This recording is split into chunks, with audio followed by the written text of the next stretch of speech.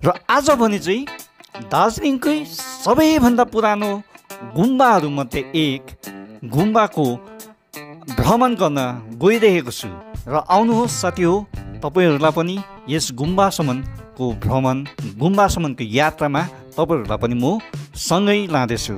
र आजको यात्रा भनेदेखिलाई चौरस्तादेखिको केही तलसम्म लगभग 1.5 किलोमिटरको तल अवस्थित भोटियाबस्ती गुम्बा यानि कि कर्मदोर्जे छोइलिङ मोनास्ट्रीको अवलोकन गराउन गइरहेको छु, जुन गुम्बाले इतिहासको एकदमै उताउ चढाउ, धेरै उताउ चढाउ देखेको इतिहासले बताएको छ।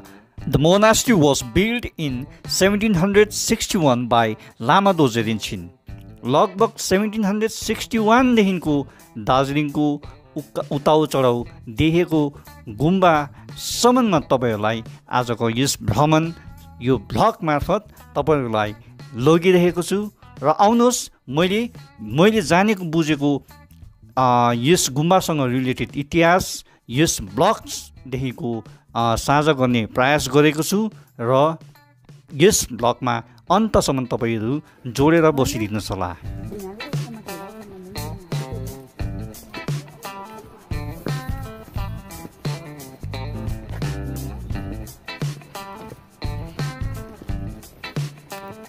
दिन भनेको यस्तो छ, फग लागिरहेको अवस्था। फुल हेरिहाल्नुहोस्, फुल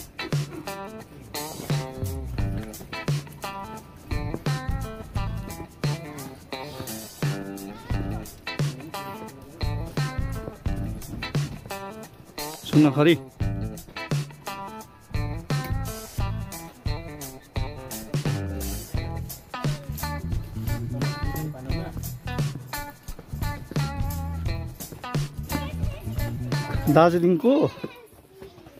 दार्जिलिङ त्यही उता डाँडा पल्लोपट्टि एकदमै खचाखच जाम चलिरहेको छ। टुरिज्म सिजन लागिरहेको छ है। त्यहीँ चौरस्तादेखिको हामी एकदमै कति 5 मिनट्स वक गऱ्यौँ अहिले। त्यतिमै हेर्नुहोस् त, यहाँनिर भिलेज लाइफ आइहाल्यो यहाँ हो। त्यतिको फरक छ। अब चौरस्तादेखिको 5 मिनटलाई त्यो भिलेज लाइफ भेटिहाल्छ। सुनसान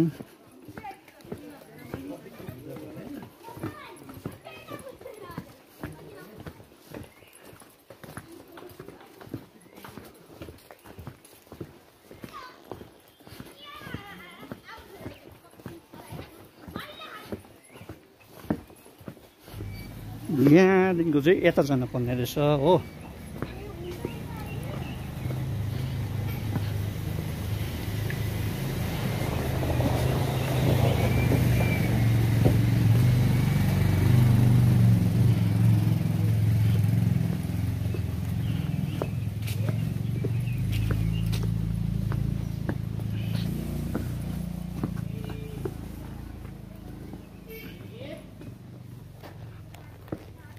ल त गाइस, तपाईँहरूलाई आजको डेस्टिनेसन चाहिँ मेरो ब्लगको यो भोटेबस्ती मोनास्ट्री है, जो चाहिँ अब एउटा यसले धेरैवटा इतिहास बोकेको छ है।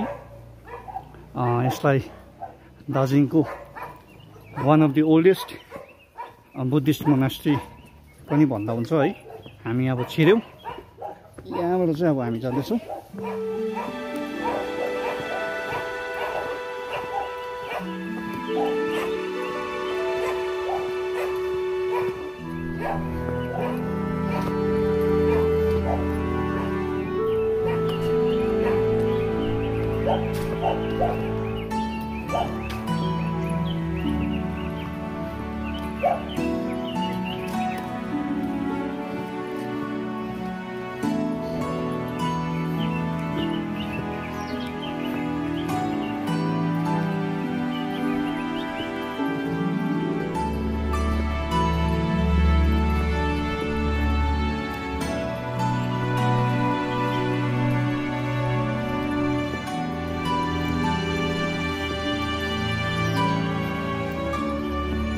गुम्बामा आइपुगेको अवस्था र कर्मा दोर्जे छोइलिङ मोनास्ट्री अझ यतिखेर भने आइपुगेको अवस्था।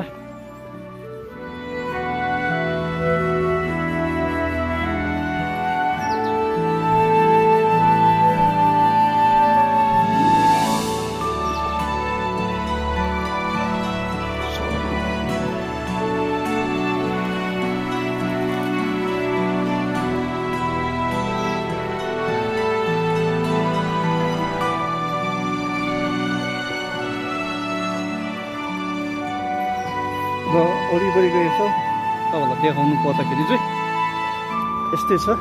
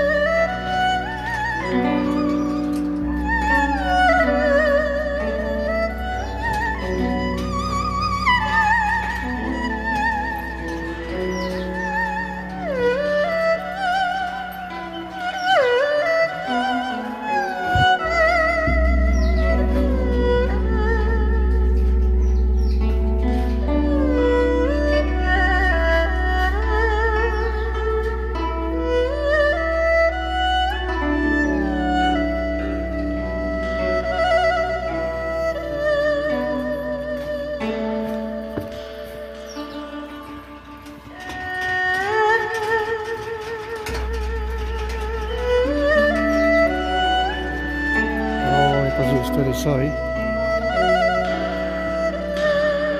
पछिपट्टि।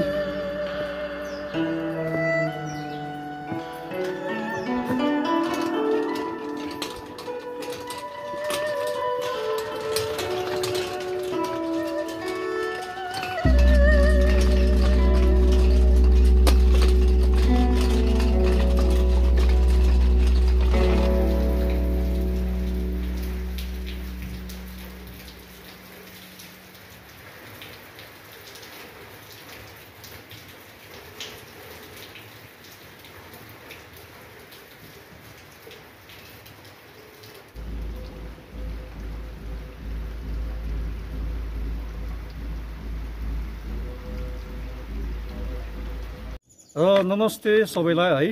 र मैले अघि दिनको तपाईँहरूलाई भनिरहेको थिएँ दार्जिलिङको एउटा ऐतिहासिक धरोहरमा तपाईँहरूलाई आजको भ्लगमा चाहिँ तपाईँहरूलाई अवलोकन गराउनु जाँदैछु भनेर है।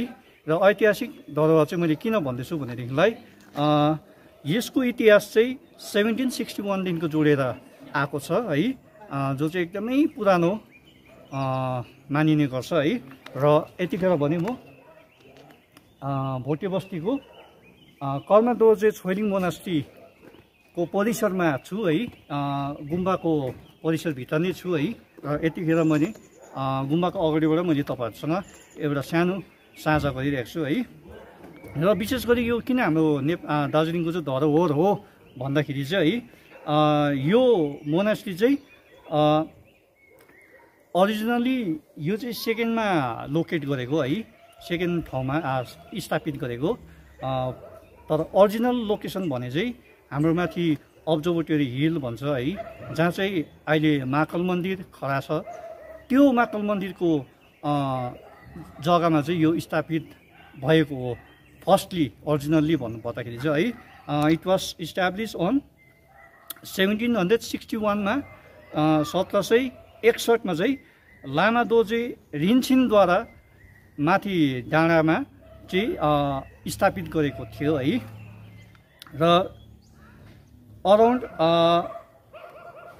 इस्टाब्लिस भएको चाहिँ अब 1788मा होइन, 1788मा चाहिँ नेपालले, नेपाली फोर्स, नेपाली राज्यले चाहिँ यसलाई ओभररन गरेको रहेछ है, यो जग्गालाई चाहिँ, दार्जिलिङलाई चाहिँ है। र ओभररन गर्दाखेरि चाहिँ के रहेछ भने त्यो नेपाली किङडमले भनौँ न है, त्यो चाहिँ त्यो मोनास्ट्रीलाई चाहिँ ध्वस्त गर्ने काम गरेको रहेछ, मतलब डिस्ट्रोय गर्ने काम गरेको रहेछ है। र डिस्ट्रोय गर्ने काम गरेर चाहिँ के भएको रहेछ भने त्यो महाकाल मन्दिरको जग्गामा चाहिँ गुम्बालाई चाहिँ डिस्ट्रोय गर्यो। डिस्ट्रोय गरिसकेर चाहिँ त्यहाँनिर चाहिँ महाकाल मन्दिर चाहिँ खडा गरेको रहेछ। यो चाहिँ नेपाली सेना भनौँ नेपाली त्यति बेला त किङडम चल्थ्यो है। यता यो पनि हाम्रो सिक्किम थियो दार्जिलिङ होइन, सिक्किम दार्जिलिङमा चाहिँ नेपालले आक्रमण गरेर त्यहाँनिर चाहिँ महाकाल मन्दिर खडा गरेको रहेछ। यो चाहिँ 1788 को कुरा हो यो है। र त्यहाँनिर सिधै अब गुम्बाको ठाउँमा महाकाल मन्दिर क्रिएट भयो है। र त्यत्तिकै अब चल्दै जाँदाखेरि चाहिँ बादमा एङ्ग्लो नेपालिस वारमा चाहिँ 1817 मा फेरि एकैचोटि यो नभनेको लगभग 80-90 साल बादमा चाहिँ यो चाहिँ एङ्ग्लो नेपालिस वारमा चाहिँ फेरि यो भूभाग चाहिँ सिक्किमलाई वापस गरिदिएको इतिहासले बताउँछ है। र इतिहासले बताउँदाखेरि चाहिँ छोगेल राजाको काखमा यो सुम्पिँदो रहेछ होइन। सुम्पिएपछि बादमा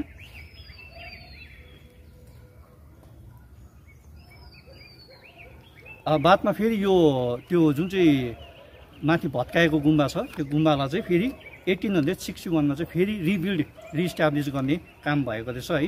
तर बादमा फेरि 1861 मा त्यहाँनिर रिकन्स्ट्रक्सन भएर पनि फेरि बादमा चाहिँ यो अहिले जुन चाहिँ यो ठाउँ तपाईँहरूले देखिरहनु भएको छ है, 1879 मा चाहिँ यहाँनिर स्थापित गरेको रहेछ। माथि महाकाल डाँडाको ठाउँबाट चाहिँ यो गुम्बालाई हटाएर चाहिँ यो ठाउँमा चाहिँ सारेको इतिहासले बताउँदैछ है। यो त्यो भएर नै म तपाईँहरूलाई अघि नै भन्दैछु, म आजको यो भ्लग दार्जिलिङको एकदमै ऐतिहासिक जग्गामा तपाईँहरूलाई भ्लगमा लाँदैछु भनेर है। यो गुम्बाले हाम्रो दार्जिलिङको धेरै दुःख सुख देखेको रहेछ है। र अर्को छोगेल राजाकोबाट चाहिँ कतिवटा अब फाइनेन्सियल सपोर्ट भएर चाहिँ यो गुम्बा फेरि इस्टाब्लिस हुनु सकेको रहेछ होइन। र इस्टाब्लिस त 1879 मा यो जग्गामा इस्टाब्लिस बन्यो। र बन्यो बादमा फेरि 1934 मा भुइँचलोले फेरि यो बिल्डिङलाई चाहिँ ध्वस्त बनाइदिएको रहेछ। ध्वस्त बनाएर फेरि रिकन्स्ट्रक्सन गरेको रहेछ है। र त्यो रिकन्स्ट्रक्सन भएको बिल्डिङ चाहिँ यो हो। 1879 मा बनाएर पनि भत्किएर पनि फेरि भुइँचलोले 1934 को भुइँचलोले डाङडुङ भत्काएर चाहिँ फेरि रिइस्टाब्लिस गरेको बिल्डिङ चाहिँ यो हो है। र यो गुम्बाले धेरैवटा हाम्रो बुद्धिस्टसँग रिलेटेड स्क्रिप्ट है अरूले चाहिँ स्क्रिप्ट भनेको अब त्यो किताबहरू चाहिँ समातेर राखेको छ भन्ने चिज यहाँनिर एउटा भनाइ छ है। र आजको भ्लगको लागि चाहिँ तपाईँहरूलाई यही हो, सानो म तपाईँहरूलाई ऐतिहासिक जग्गा है जसको नाम चाहिँ छ कर्मडोजे छोइलिङ मोनास्ट्री भोटे बस्तीको गुम्बा, सर्टमा चाहिँ भोटे बस्ती गुम्बा भनेर प्रख्यात छ है। यो तपाईँहरूलाई अवलोकन गराउन गइरहेको छु है। विशेष गरी हाम्रो दार्जिलिङे मानिसहरूलाई पनि थाहा छैन कि यो गुम्बाले कति पुरानो इतिहास बोकेको छ है। 1700 देखिको यता चाहिँ अब एकदमै धेरैवटा समस्या भोगेको रहेछ है। भत्काउनु आक्रमणदेखिको लिएर भुइँचलोले भत्काउनुदेखिको लिएर है धेरैवटा समस्या बोकेर पनि हेर्नुहोस् आजको दिनमा खडा एकदमै चट्यान जस्तो उभिएर बस्नु भएको छ है। र सत्य हो आजको यो सानो भ्लग म यतिमै टुङ्गाउँदैछु। र यो भोटे बस्ती गुम्बासँग जोडिएको इतिहास र यो सानो भ्लग तपाईँहरूलाई कस्तो लाग्यो त कृपया गरी प्रतिक्रिया दिनु चाहिँ नभुल्नु होला है ल। र अनि अर्को कुरा तपाईँहरूलाई यस्तै रोचक भ्लगहरू हेर्नु मन छ भनेदेखिलाई कृपया गरी मसँग युट्युबमा जोडिदिनुहोस् होला, सब्सक्राइब गरिदिनुहोस् होला र लाइक कमेन्ट पनि गरिदिनुहोस् होला। र हेर्नुहोस् हेर्दै रात परिहाल्यो है र पानी परेकोले मौसम पनि एकदमै चिसो है र एकदमै फ्रेस भइरहेको छ। र सँगसँगै यति भन्दै आजको यो सानो भ्लग चाहिँ म यतिमै टुङ्गाउँदै सबैलाई bye bye, take care, good night.